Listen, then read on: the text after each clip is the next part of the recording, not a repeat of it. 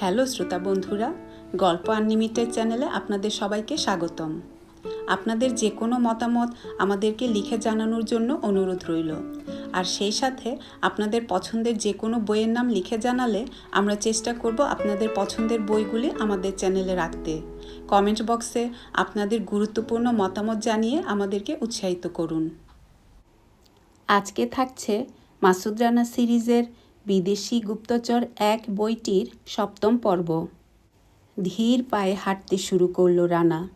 সান Marco পেরিয়ে হাঁটছে সে সান মারিয়া ফর্মোজার দিকে। হঠাৎ আটকে উঠল রানা। ডান পাশের একটা গলি দিয়ে সাদা হ্যাট, সাদা স্যুট পরা লম্বা লোকটাকে বেরিয়ে আসতে দেখে। রানার পা থেকে মাথা পর্যন্ত একবার নিরুৎসুক দৃষ্টি বুলিয়ে নিয়ে হাঁটতে শুরু করল লোকটা। চিনতে পারেনি। হাঁপ ছাড়ল রানা। সামান্য একটু কমিয়ে দিল চলার গতি। হাঁটতে থাকলো লোকটার পিছু পিছু। মোড়ের কাছে একটা মদের দোকানে ঢুকলো লোকটা। দরজার কাছাকাছি বসলো একটা টেবিলে। রানা এসে দাঁড়ালো দোকানের সামনে।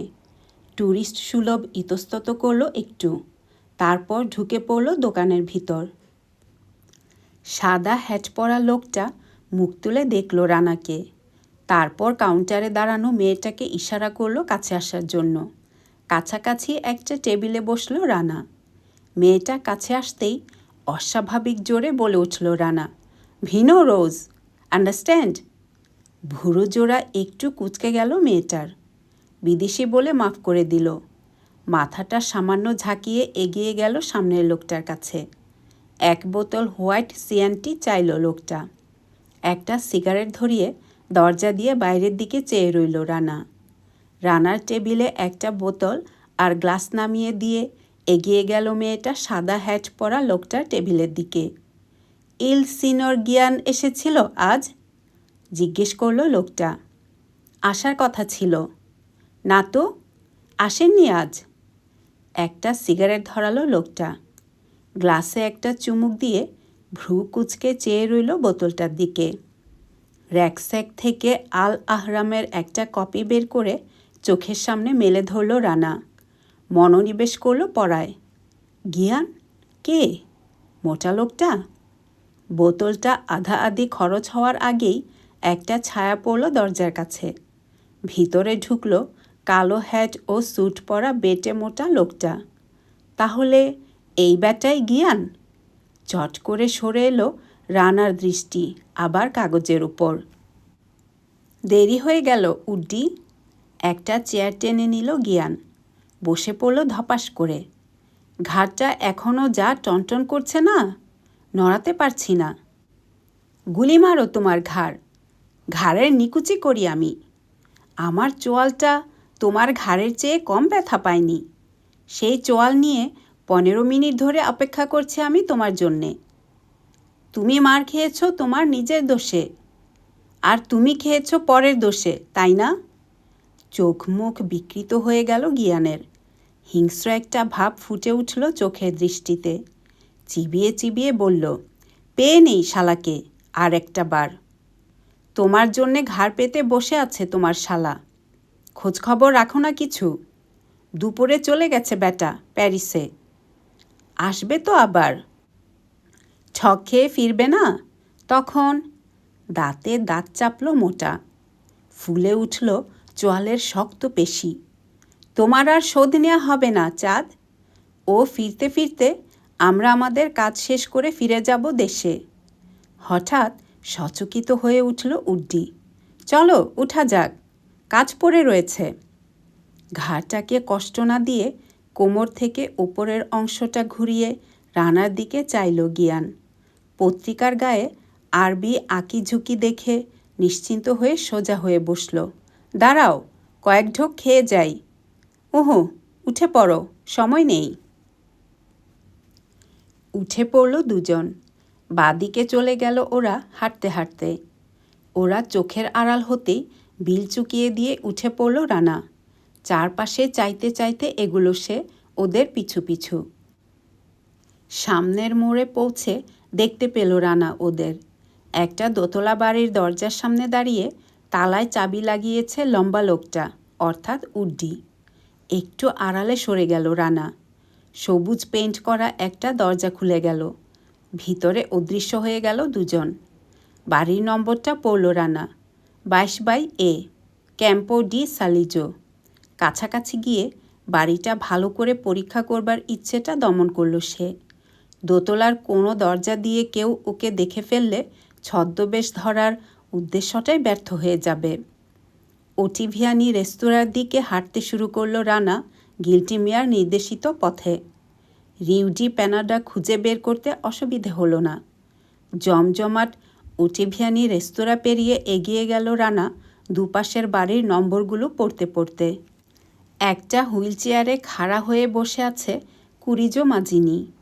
ঘরের চারপাশে এক নজর চোখ বুলিয়েই বুঝল রানা, নেহাত গরিবি চালে সংসার চালাতে হতো জুলিকে।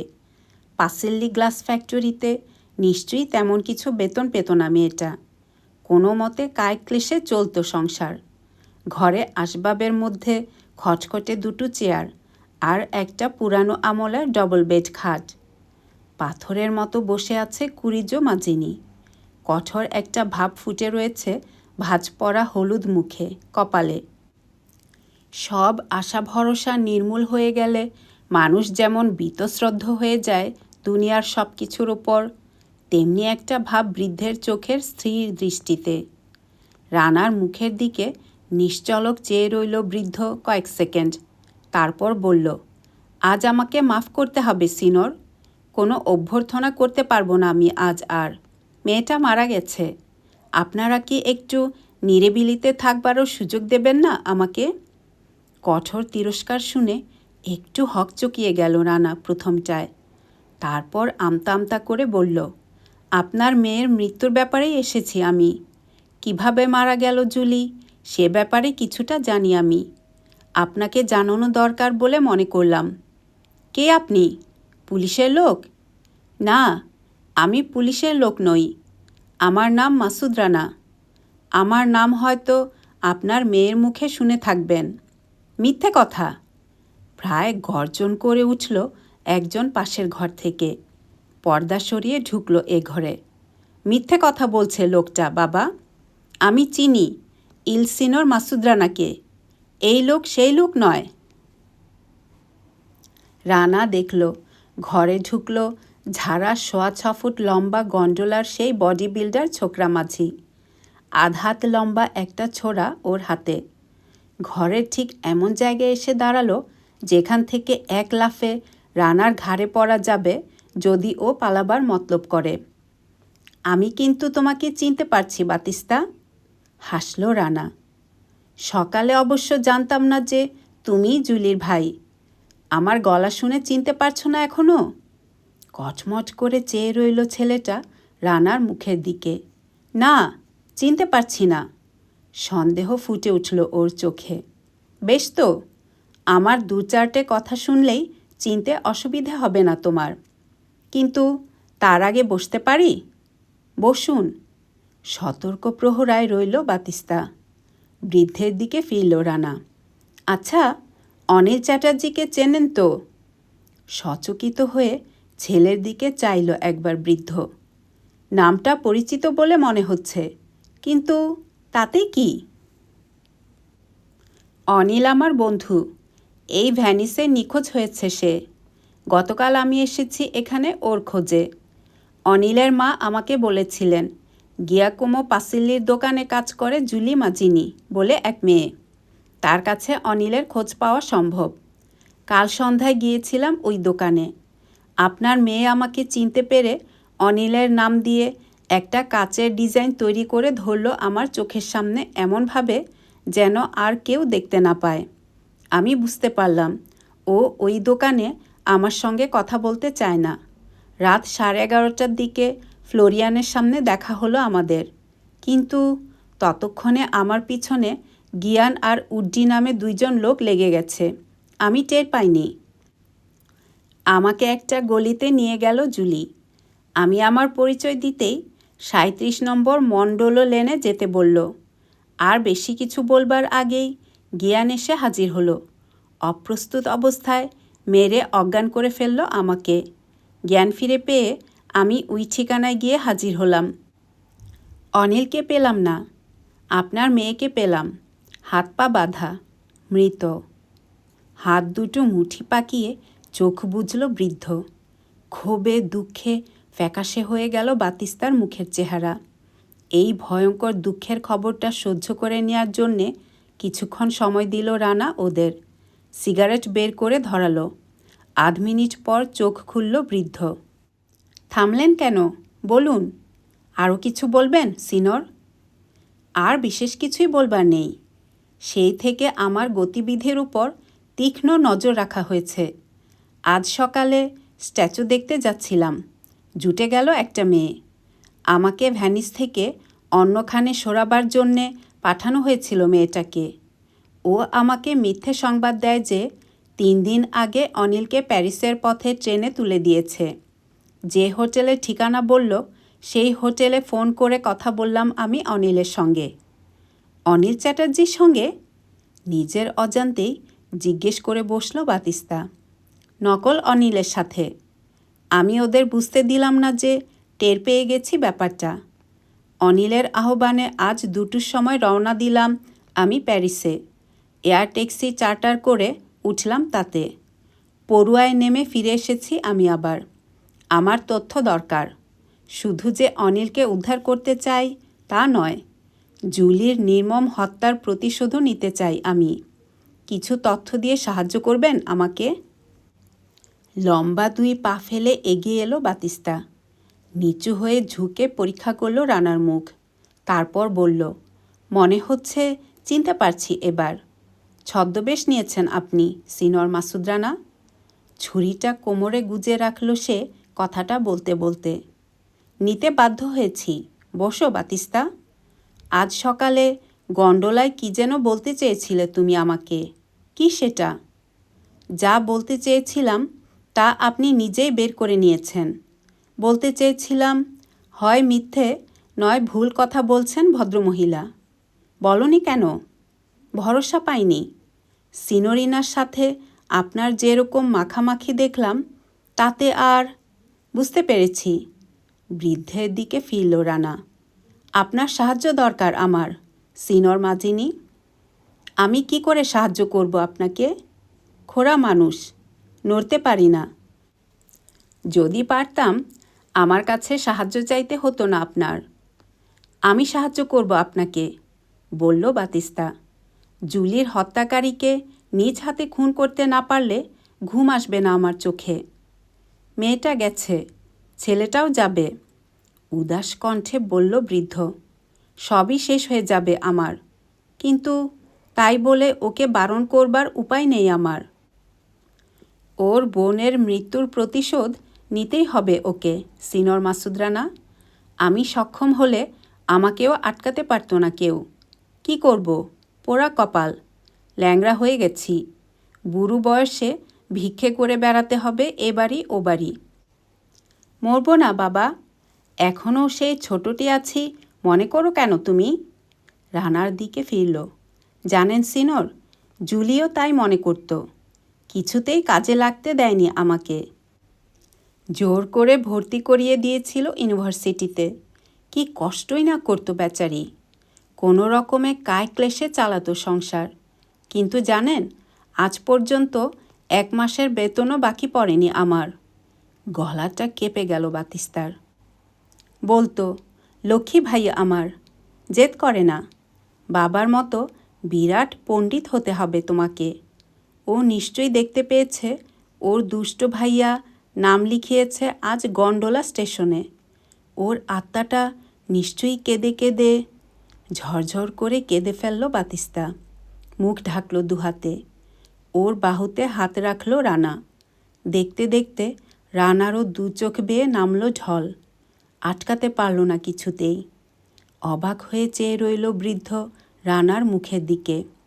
ধীরে ধীরে লাল হয়ে উঠল ওর শুকনো কঠোর চোখ দুটো। তারপর তীক্ষ্ণ একটা চিৎকার করে মুখ ঢাকল সেও। সারাদিন 1 ফোঁটা কাঁদতে পারেনি বৃদ্ধ। পাথরের মতো জমে গিয়েছিল। বিদেশি এক যুবকের সমবেদনায় পাথর গলে নামল ঝর্ণা। ফুপিয়ে ফুপিয়ে কাঁদছে বাচ্চা ছেলের মতো। কী সাহায্য চাও তুমি, সিনর? কিছু তথ্য। আপনি কি জানতেন আপনার মেয়ের সাথে পরিচয় ছিল অনিল চ্যাটার্জির? জানতাম। ওরা ভালোবাসত পরস্পরকে। অনিল কি এখন ভ্যানিসে? খুব সম্ভব, বলল বৃদ্ধ। পালিয়েও গিয়ে থাকতে পারে, তবে আমার মনে হয় সেটা সম্ভব হয়নি ওর পক্ষে। কেন? ও কি জখম হয়েছিল? হ্যাঁ, গুলি খেয়েছিল, বা কাঁধে। শরীরের মধ্যে রয়ে গেছে গুলিটা। গুলি খেয়ে সাহায্যের জন্য এসেছিল? হ্যাঁ, 17 দিন আগে। আমরা ঘুমিয়ে পড়েছিলাম। দরজায় ঠক ঠক আওয়াজ। বাতিস্তা এক্সকারশনে গিয়েছিল। বাড়িতে আমি আর জুলি ছাড়া কেউ নেই। এই ঘরে এলো জুলি। ওকে বারণ করলাম দরজা খুলতে। ততক্ষণে আর টোকার শব্দ নেই। মনে হচ্ছে কে যেন আঁচড়াচ্ছে দরজার গায়ে নখ দিয়ে। হয়তো মনটা আগাম দিয়েছিল। বারণ শুনল না জুলি। খুলল দরজা। হাতের কাছে কোনো অস্ত্র পাওয়া যায় কিনা খোঁজ করছি। এমন সময় দেখলাম অনিলকে ধরে নিয়ে আসছে জুলি ঘরের ভেতর। ক্লান্তির শেষ পর্যায়ে পৌঁছে গিয়েছিল অনিল। প্রচুর রক্তক্ষরণের ফলে একেবারে দুর্বল হয়ে গিয়েছিল। জ্ঞান হারিয়ে ঢলে পড়ার আগে কোনো মতে বলল, ওর পিছু ধাওয়া করে লোক আসছে। ওকে এ বাড়িতে ঢুকতে দেখেও থাকতে পারে। ছুটে গিয়ে দরজা বন্ধ করে দিল জুলি। কোনো মতে টেনে হিচড়ে নিয়ে গেল ওকে পাশের ঘরে, শুইয়ে দিল ওর বিছানায়। 7-8 দিনের ক্ষত, ইনফেকশনের মতো হয়ে গেছে। ক্ষতটা ড্রেসিং করতে শুরু করলো জুলি। আমি জানালা দিয়ে বাইরে চোখ রেখে বসে রইলাম। 2জন লোককে দেখতে পেলাম এই দিকেই আসছে। একজন লম্বা, অপরজন খাটো। এই বাড়ির সামনে দিয়ে হেঁটে চলে গেল লোক দুটো। বেশ কিছুক্ষণ পরে আবার ফিরে গেল যেদিক থেকে এসেছিল সেই দিকে। ওদের একজনের মাথায় সাদা হ্যাট ছিল? ছিল। মাথা ঝাঁকালো বৃদ্ধ। ওরা দুজনই খুব সম্ভব খুন করেছে আপনার মেয়েকে, শান্ত কণ্ঠে বলল রানা। জানি, আজ করতে পারছি। শাস্তি হবে না ওদের, সিনর? হবে, এ নিয়ে ভাববেন না আপনি। রানার মুখে দৃঢ় সংকল্প দেখতে পেল বৃদ্ধ। উঠে দাঁড়িয়ে পায়চারি করল রানা কিছুক্ষণ। তারপর আবার জিজ্ঞেস করল, কতদিন ছিল ও এখানে? 1 দিন। তাও কি থাকতে চায়? জখমটা ধুয়ে ড্রেসিং করে খানিকটা গরম দুধ খাওয়াতেই কিছুটা শক্তি ফিরে পেল অনিল। একটু সুস্থির হয়ে যখন বুঝতে পারল কত বড় বিপদের মধ্যে ফেলতে যাচ্ছে ও আমাদের, তখনই চলে যাওয়ার জন্যে জেদ ধরল। পরদিন রোববার ছিল। অনেক বলে কয়ে সেদিনটা এখানে থাকতে রাজি করালো ওকে জুলি। সারাদিন খুঁজে পেতে কিছুদিন লুকিয়ে থাকার মতো একটা জায়গা বের করে ফেলল। রাতের অন্ধকারে বেরিয়ে গেল ওরা। কেন পালিয়ে বেড়াচ্ছে বলেনি ও আপনাদের? জুলিকে বলেছিল কি না আমি জানি না। আমি জিজ্ঞেস করিনি। যেটুকু এমনিই জানতে পেরেছিলাম তা হচ্ছে মস্ত বিপদে পড়েছে ও। একটা সংঘবদ্ধ দল রোম থেকে তেড়ে এখান পর্যন্ত এসেছে। পরপর 3 বার ওর প্রাণের উপর হামলা চালানো হয়েছিল। গুলি করেও ধরতে পারেনি ওরা ওকে। শেষ মুহূর্তে যখন ধরা পড়ে তখন কোনো মতে পৌঁছেছিল ও এই বাড়িতে। কারা ওর পিছনে লেগেছিল সেই ব্যাপারে কিছু জানতে পারেননি? না, জিজ্ঞেসও করিনি। কারণ আমি জানি এসব কথা না জানাই ভালো। নির্যাতনের মুখে কোনো কথাই শেষ পর্যন্ত গোপন রাখা যায় না। আগে হোক পরে হোক সত্যি কথাটা বেরোবেই। ব্যতিক্রম অবশ্যই আছে। যাই হোক, রোববার সারাদিন ছিল ও এখানে। তারপর কি হলো?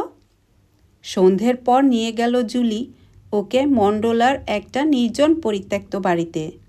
অনিলের ইচ্ছে ছিল কিছুটা সুস্থ বোধ করলেই ভারতে ফিরে যাওয়ার চেষ্টা করবে। ভারতে? অবাক হলো রানা। ভারতে ফিরে যেতে চেয়েছিল ও? হ্যাঁ, ও বলেছিল যত শীঘ্রই সম্ভব দেশে ফিরে যাওয়া দরকার ওর। তাই যদি হবে তাহলে ওকে বিশ্বাসঘাতক, দেশদ্রোহী হিসেবে চিত্রায়িত করবে কেন রঞ্জন চৌধুরী? কেমন যেন বেখাপ্পা ঠেকছে ব্যাপারটা রানার কাছে। অবশ্য মিথ্যে কথাও বলে থাকতে পারে অনিল। সত্য মিথ্যা যাচাই করার কোনো উপায় নেই এখন। যাচাই ঠিকই করে নেবে রানা, সময় আসুক। তারপর কি হলো? কিছুটা সুস্থ হয়ে উঠল?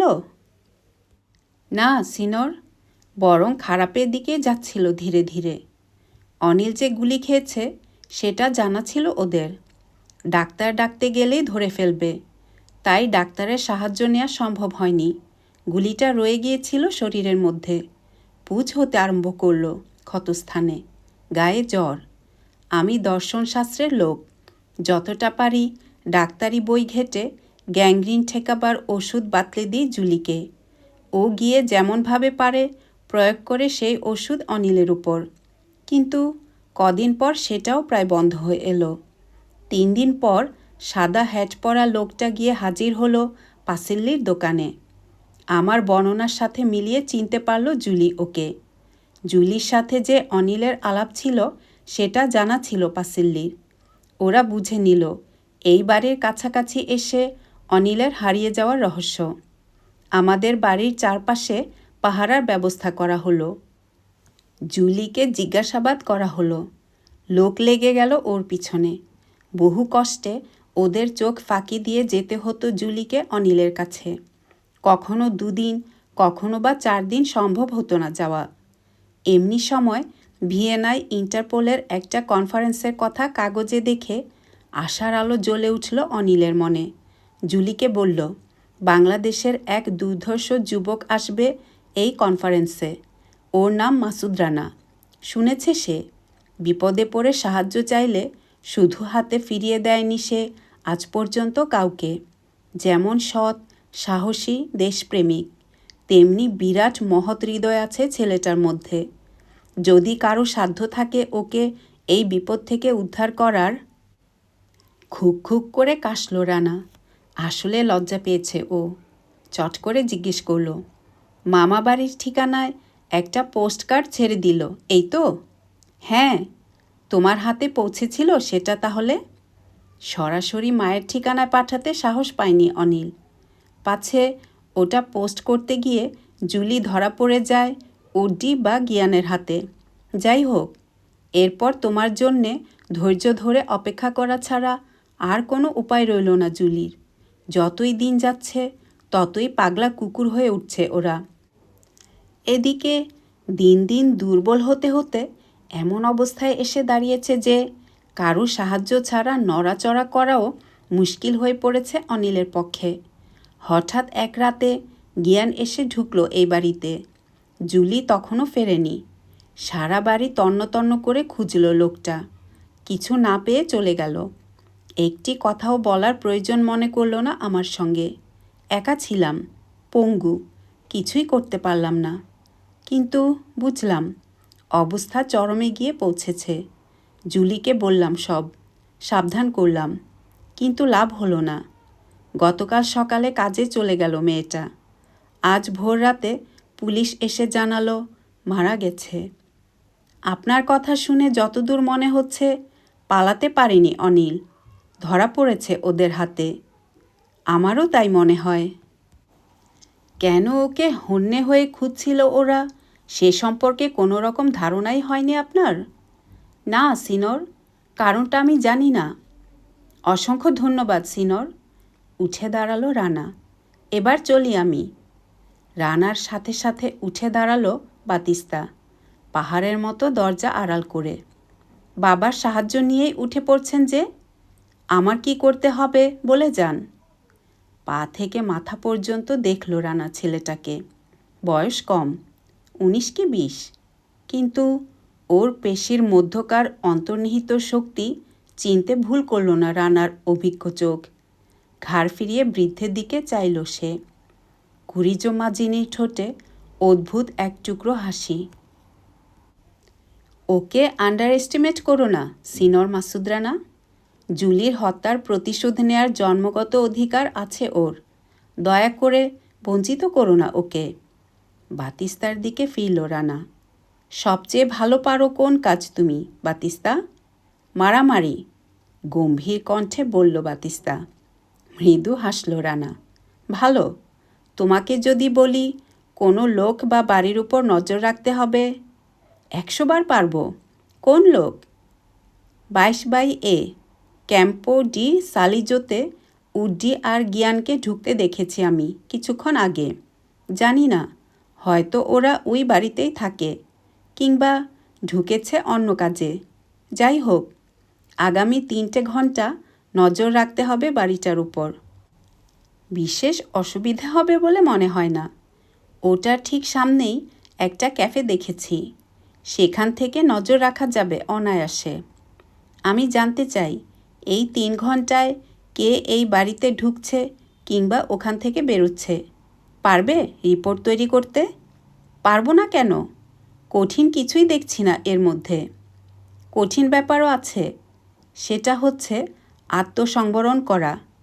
উড্ডি বা গিয়ানকে দেখলেই তাদের পিছু ধাওয়া করার ইচ্ছেটা দমন করতে হবে তোমাকে কঠোরভাবে। পারবে সেটা? পারবো। গুড। ছদ্মবেশ নেওয়ার দরকার আছে তোমার? কি দরকার? আমাকে চিনে না ওরা কেউ। গতকাল সন্ধ্যায় ফিরেছি আমি এক্সকারশন থেকে। ঠিক আছে, সেই ক্ষেত্রে আপাতত ছদ্মবেশের কোনো দরকার নেই। কিন্তু খেয়াল রেখো, কোনো রকম আবেগপ্রবণতা বা কৌতূহলের আতিশয্যকে প্রশ্রয় দিলেই ভণ্ডুল হয়ে যাবে সব। ভুলেও কাউকে অনুসরণ করবে না তুমি। ভুলেও ঢুকবে না ওই বাড়ির ভিতর। কারু গায়ে হাত তুলবে না। রাজি? রাজি। বেশ, ঠিক 3 ঘন্টা পর আমার সঙ্গে দেখা করবে সারাগাত হোটেলের ক্যাসিনোতে। অলরাইট? অলরাইট। কিন্তু এত সব কন্ডিশন দিয়ে আমার হাত পা বেঁধে একেবারে অথর্ব করে দিচ্ছেন আপনি। ঠিক সময় মতো তোমার হাত পা খুলে দেব আমি। দেখব তখন কত জোরে চালাতে পারো ওগুলো। কিন্তু সেই সময়টা নির্ধারণ করার অধিকার আমাকে দিতে হবে। আমি সিদ্ধান্ত নেব কখন আমরা আক্রমণ করব, কখন পালাবো। এর অন্যথা হলে বিপদে পড়ব দুজনেই। জানি এই কাজে নানা মুনির নানা মত চলে না। একজনের নেতৃত্ব মানতে হয়। আপনাকে নেতা হিসেবে মেনে নিতে আমার কোনো আপত্তি নেই। আপনার সব কথা মানতে আমি রাজি। Very good boy. তুমি তাহলে আগে বেরো। আশেপাশে যদি সন্দেহজনক কাউকে দেখো, ফিরে আসবে 5 মিনিটের মধ্যে। তুমি ফিরে না এলে আমি বেরোবো নিশ্চিন্ত হয়ে। মাথা ঝাঁকিয়ে বেরিয়ে গেল বাতিস্তা। 5 মিনিট ধরে বৃদ্ধের সঙ্গে কী কথা হলো রানার জানতে পারল না সে। ঠিক 5 মিনিট পর বেরিয়ে এলো রানা। পঙ্গু বৃদ্ধের কঠোর দুচোখ থেকে তখন ঝরছে আশীর্বাদ। অধ্যায় 10। ঠিক 10টার সময় ক্যাশ কাউন্টার থেকে প্ল্যাকগুলো ভাঙিয়ে নিল রানা। কোটের 2 পকেটে ভরল 5,000 লিরার নোটগুলো। ঈর্ষাকাতর দৃষ্টিতে চেয়ে রয়েছে ওর দিকে আর সবাই, যারা বাজি ধরেছিল। তাক লাগিয়ে দিয়েছে ওদের রানার আশ্চর্য কপাল। ওদের ঈর্ষার কারণ রানার অস্বাভাবিক জয় অথবা ওদের নিজেদের পরাজয় নয়। হারজিত আছে খেলাতে। খেলোয়াড় ও দর্শকদের মধ্যে এমন খুঁজলে হয়তো 1-8 জন পাওয়া যাবে যারা এর চেয়ে বেশি টাকা জিতেছে জীবনে কোনো না কোনো সময়। ঈর্ষার আসল কারণ রানার ঠিক সময় মতো খেলা বন্ধ করা।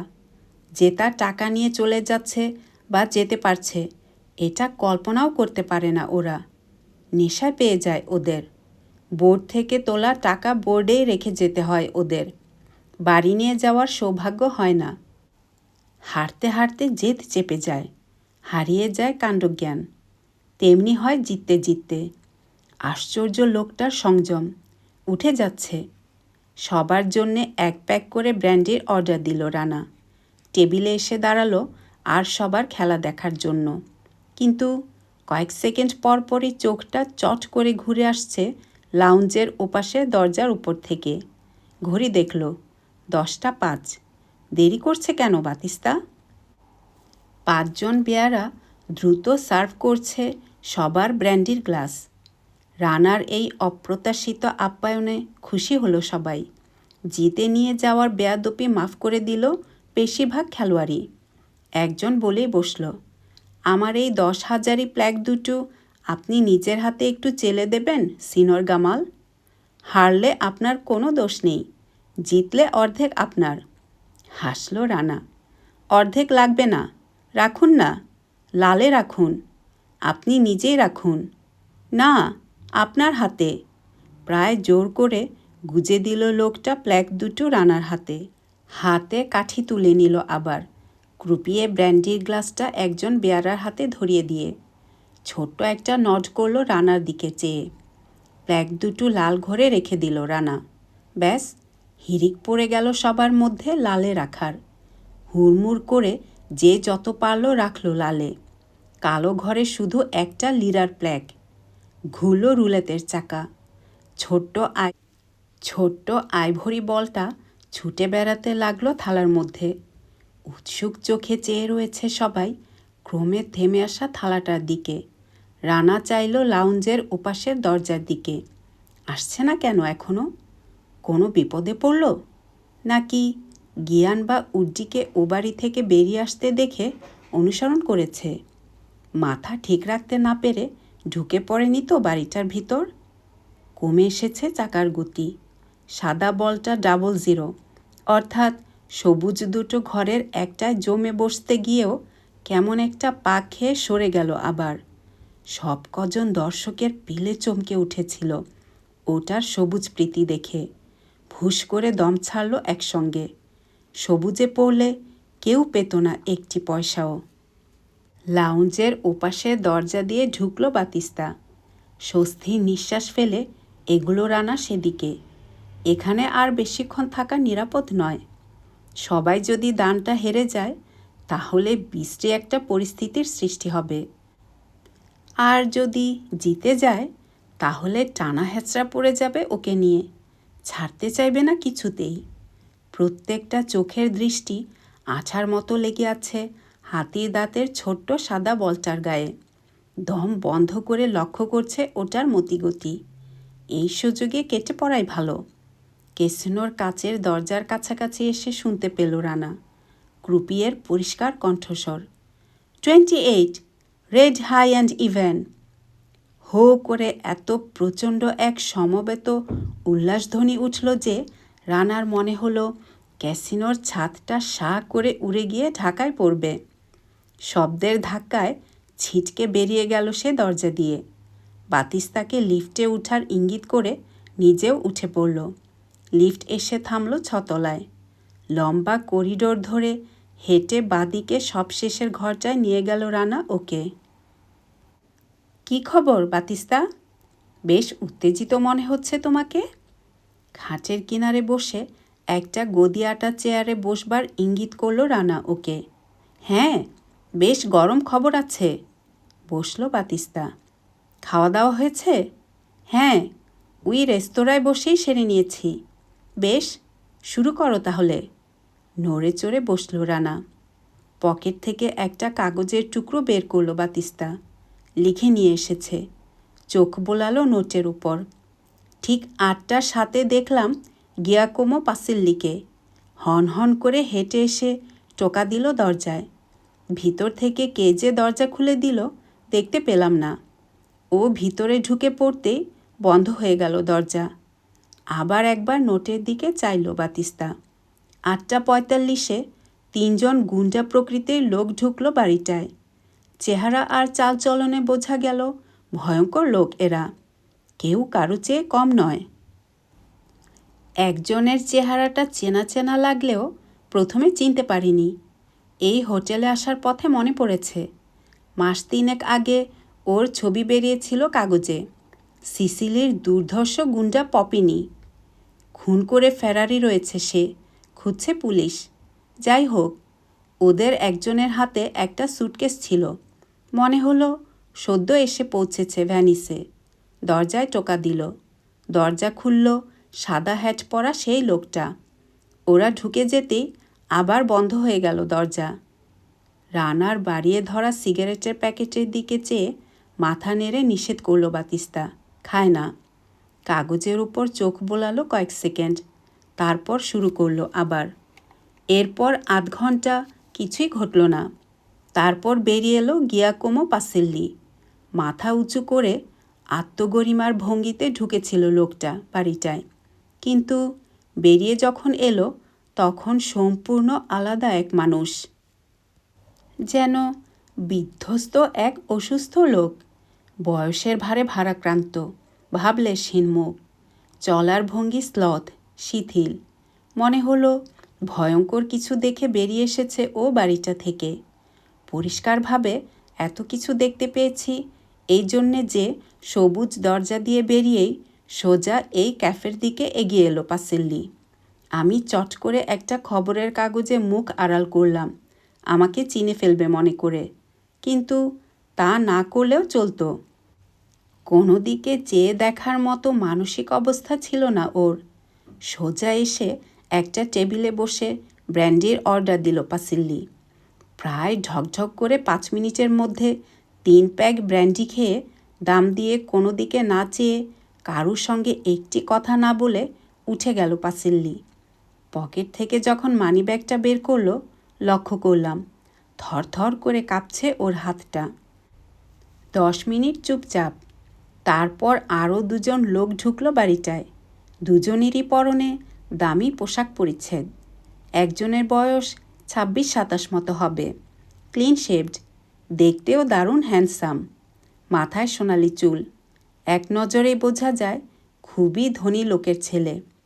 মনে হয় কোনো দিন খেলাধুলা বা শরীরচর্চার ধার কাছ দিয়েও যায়নি। রানা বুঝে নিয়েছে এই লোক সিলভিও পিয়েত্রো ছাড়া আর কেউ নয়। সিগারেটটা অ্যাশট্রেতে ফেলে বালিশে আধশোয়া হয়ে হেলান দিয়ে বসল। জিজ্ঞেস করল, সঙ্গের লোকটা? এর সঙ্গের লোকটাকে ভ্যানিসের সবাই চিনে, ডক্টর আমানান্তি, বিরাট ডাক্তার। বড় লোকদের মধ্যে ওর দারুণ পসার। ধড়াক করে উঠে বসল রানা। এই 2জন ঢুকলো ওই বাড়িতে? হ্যাঁ, ডাক্তারের হাতে ব্যাগ দেখে মনে হলো রোগী দেখতে এসেছে। ওই ঢুকলো আগে, তারপর ঢুকলো ছেলেটা। দেখে মনে হলো আগেও দেখে গেছে ডাক্তার এই রোগীকে 1-8 বার। আমার মনে হচ্ছে সিনোর চ্যাটার্জিকে ওই বাড়িতেই রাখা হয়েছে। আমারও তাই মনে হয়, বলল রানা।